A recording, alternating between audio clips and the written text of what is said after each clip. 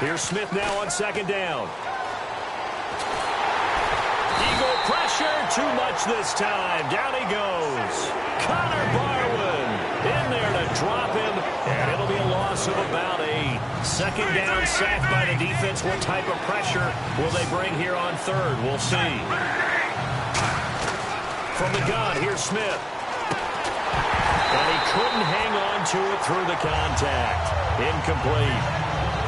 Looked like they had an opportunity for a big play across the middle, but he didn't have the concentration or the focus necessary and dropped it before he could haul it in. So on fourth down, Dustin Colquitt to punt for KC. Back deep is Darren Sproles.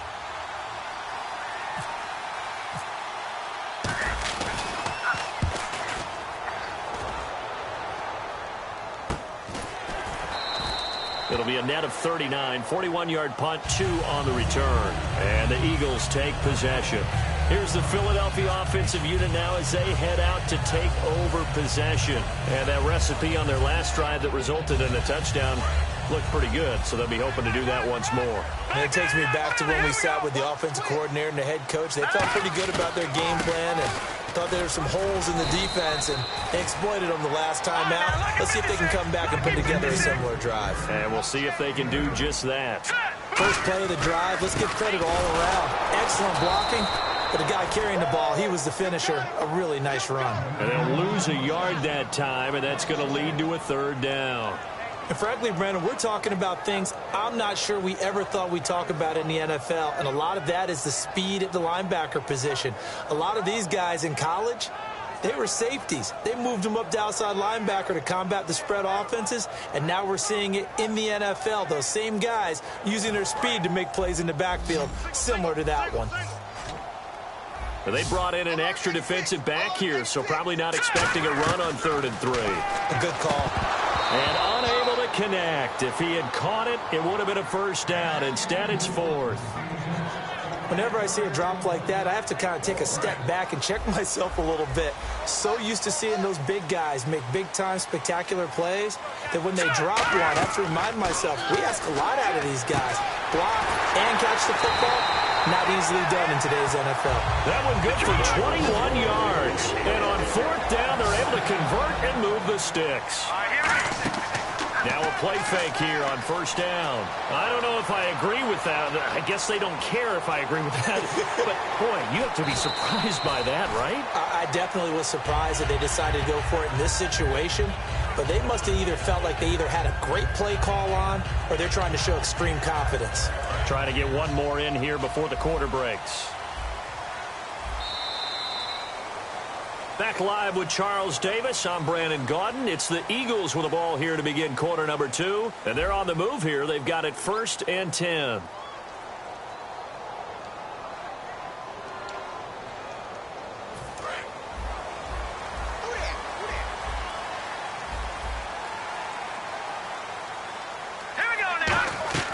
Throwing on first is Wentz. And this is Ertz with it, right side. It'll be a gain of 9, and it'll be 2nd and about a yard. And here comes play number 6 on this drive. If you're running out route, it's likely you end up near the sideline. And what did we just see there? Toe tap. You got it. The benefits of practice.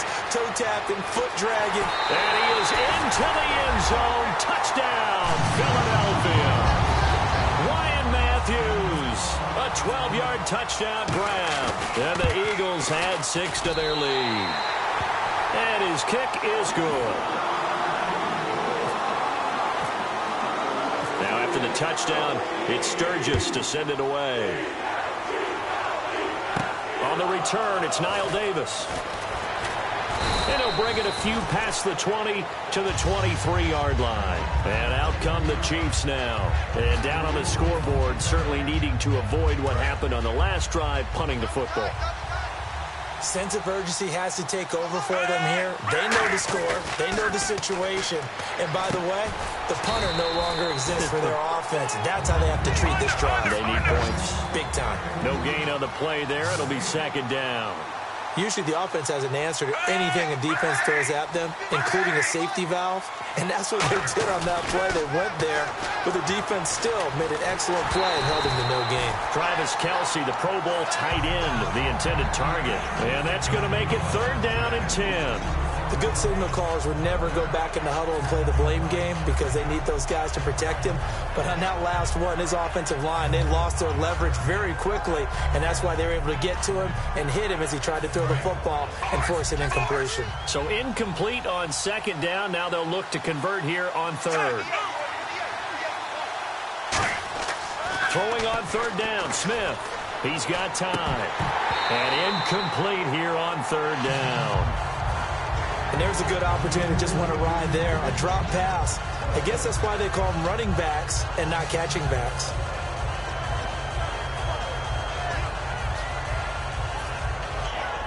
The offense staying out there. They look prepared to go here on 4th and 10.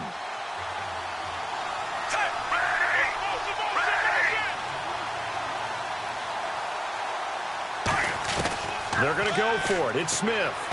And this is incomplete. Boy, a real head-scratcher there. And the Eagles are going to take over in great field position. The Eagles coming out as they get ready. And that last drive was very, very balanced, pretty methodical. You think they go that route again? I'm always of the school that until they stop me from doing something, I'm going to continue. And I think that that's exactly what they'll look to do. But the beauty is the balance that they've created sets up opportunities for big plays. Looks like a run, turn it into a play action, and throw one deep.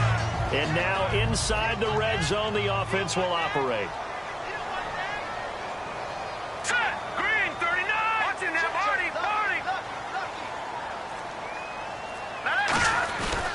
A handoff left. It's Ryan Matthews. And he is into the end zone. Touchdown, Philadelphia.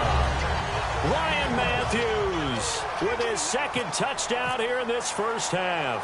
And the Eagles add on to their lead. And it is now 21-0.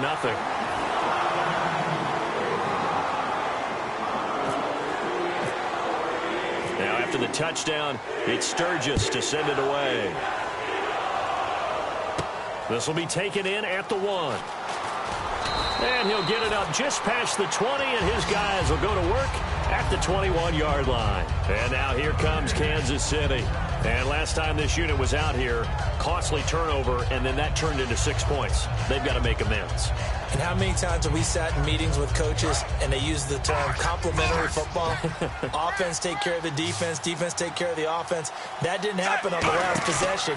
This is a chance for them to pick themselves back up and help their team. Yeah, we'll see if they can recoup and recover. 4 yards on the pickup, and it'll be 2nd down. In recent years, the slot receivers really gained stature in the NFL because they can do so many things. Yes, they can line up wide like your normal wide receiver, but they have that kind of courage and toughness to run routes in the middle of the field and become dependable targets for their quarterbacks and move the sticks. Those guys are worth their weight in gold.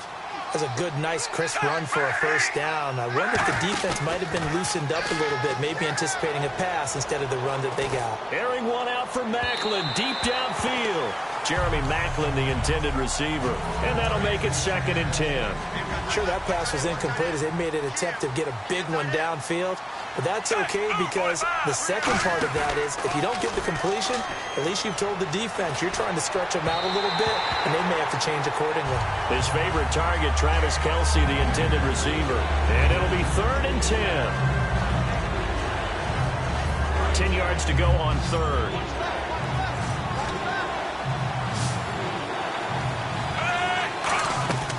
A shotgun snap for Smith. And now the ball's loose. Smith loses it. On plays like this where the ball comes free, it's often unusual for the team that lost it to get it back.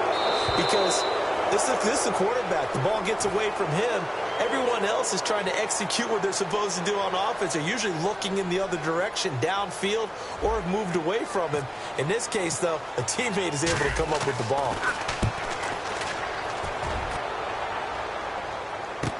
Now Sproles. A nice job on the return there, 16 yards.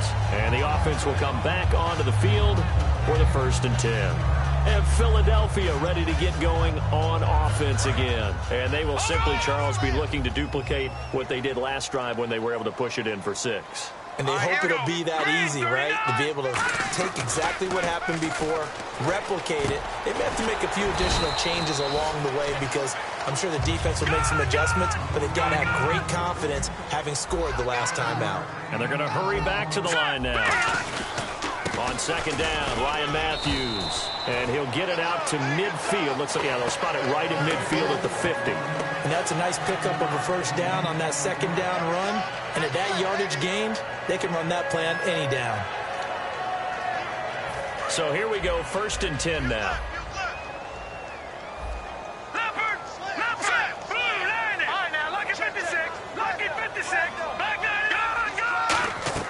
From midfield, here's Wentz. And it pops free. The collision there jarred the ball loose and brings up 2nd down.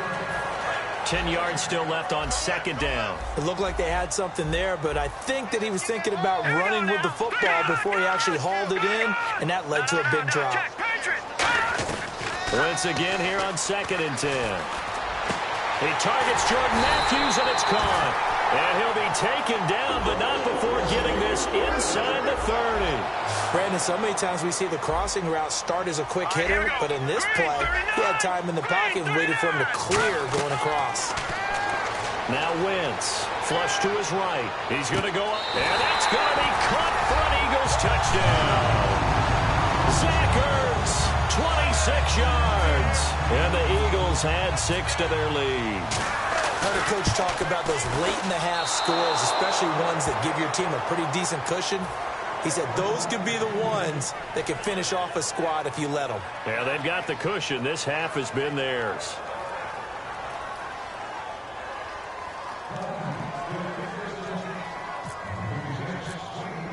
Now after the touchdown, it's Sturgis to send it away. This will be taken in at the 1. Solid return, pretty good field position. They'll start at the 32-yard line. So now here are the Chiefs as their offense makes their way back out onto the field. And on the last go-around, they really couldn't get anything going. They had to punt from deep inside their own territory, which means you're going to lose the field position battle as a general rule. What they're looking for now is a little more consistency, move the ball at least a few times on offense, get a couple of 1st downs, and hopefully flip the field. Yeah, just something to build off of. That's what they're looking for here. When you run a screen pass really well, you got to like the look of it because so many parts come together to make it work well. The offensive linemen where they're faking people out, the back slipping out there, catching the football, then all of them going together as one unit downfield. A really nice pickup. It'll be a pickup of 10 yards, and that'll make it 2nd and a foot or so. And a nice gain and a broken tackle along the way, and really we shouldn't be surprised, should we? That's what runners do, especially the best ones. They break tackles and gain extra yardage. On 2nd down, here's Smith throwing over the middle, but it's incomplete. They were trying to get it into Kelsey that time, and they'll be faced with a 3rd and inches. It's always tough for the guys throwing the football when they think they've got a completion and the ball's almost there, and then someone sneaks a hand or two in and bats it away. Play fake for Charles. Now Smith. And incomplete. The contact made the ball roam free and brings up 4th down. I have to say that was a surprise call on 3rd and inches. I thought they'd try and run the football there, but you got to believe they thought they'd surprise the defense and pick up something downfield, but that one goes incomplete. The offense here not budging. They're going to fight for it on 4th and inches. They come out 5 wide, 3 of them to the right side. Here's Smith. He's going to find his running back. It's complete. And he'll go out of bounds after taking it a little further down inside the 40.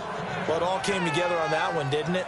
Big-time throw on 4th. Now, that had to feel good, didn't it? Taking that type of a gamble there and making it pay off. What a throw. And tough as a receiver because no matter how perfect the pass, you know it's 4th down and you got to convert. A little bit of extra pressure, but he overcame it. Halfback sent in motion. On 1st and 10, Smith to the sideline, and oh, a nice catch there. Made sure the feet were inbounds, and they were. Was that a receiver? Yeah, actually it was. It was a running back who was a receiver on the play. Ikey's been spending time in the receiver drills getting his feet down. Well, those guys out of the backfield, they got to be good, agile with their feet. He showed the agility there with a toe tap. No doubt about it. It's like he learned to ballet school. Got the toes down and stayed in bounds. Anytime a ball's thrown in the middle of the field and it's popped up in the air, I expect someone to catch it. Doesn't matter whether it's offense or defense, because there's usually a great amount of bodies in that part of the field. In this case, no one came up with it. Here's Smith. He's got time in the pocket. And incomplete. A disappointing drop there defensively by the rookie. And now 4th down. Well, he did almost everything right. Excellent coverage, breaks on the football, just unable to haul it in and take it the other way. So he dropped an interception. The key for him now, don't dwell on it. Just move on to the next play. And that is not going to get there. Oh, he missed it short. Well, that came a little abruptly here. So working on my apple up in the booth. Hang on here. Let me spit this out. And we can get to the 3rd quarter now. And they will remain well behind. Here comes the Chiefs offensive unit as they'll have it to begin quarter number 3. They come out here with a 0 on the scoreboard. What was said in that locker room? That's what I want to know. I would love to have been in there because we often have the feeling that there's a lot of shouting, screaming, people upset. But typically, halftime locker rooms are a lot more clinical than that. And in this case, are they upset that the plays weren't working because of execution, or did they think they were just bad plays to call? Yeah. We'll find out pretty quickly here if they feel like they had something going, but they just need to do it a little bit better or not. We'll find out. To the sideline, and oh, a nice catch there. Made sure the feet were inbounds, and they were. He's been a busy man here in this one, and they're showing off some nice footwork to stay in bounds. And with those types of catches and the volume that we've seen in this game, wouldn't you keep him busy as well? I would. Of course. You got to keep throwing it to him. He keeps making plays. Now Smith. And this is going to be incomplete. They were trying to get it into Kelsey that time, and that'll bring up 4th down. When everything is in sync on defense, that means everyone's communicating really well, and sometimes it's nonverbal. They just know that when a receiver's in one spot, this person may have him, and he's in another spot, the next defender may have him. And they've squeezed the passing lanes down to where it's so difficult to find an open area to deliver the football. They've made it tough on them all game long. So here we go. The offense is going to stay out there. They're going for it on 4th and 8. They are going for it. It's Smith. And he's brought down. Can't